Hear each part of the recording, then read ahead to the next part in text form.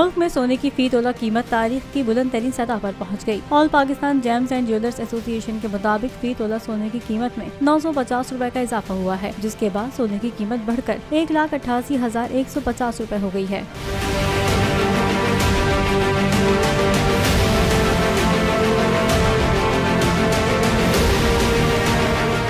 मुल्क में 1 तोला सोने का ये बुलंद तरीन भाव है। 10 ग्राम सोने का भाव 814 रुपए इजाफे से 1,61,308 रुपए हो गया है। आलमी बाजार में सोने का भाव $3 कम होकर $1,924 फी औंस है।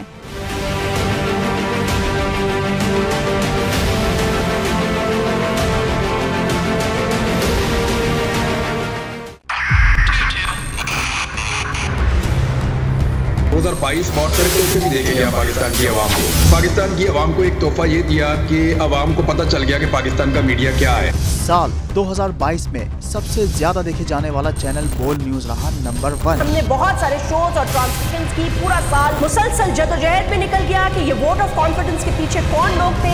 तोड़े रेटिंग के सभी रिकॉर्ड। सोशल मीडिया पर भी सबसे ज्यादा तेजी से 2.4 बिलियन व्यूज का संगे मील अबूर किया। एंकर्स को भी आवाम में सबसे ज्यादा मकबूलियत मिली और सोशल मीडिया पर भी बोल रहा सब पर भारी। सब्सक्राइब करें और बेल दबाएं ताकि कोई खबर रह न जाए।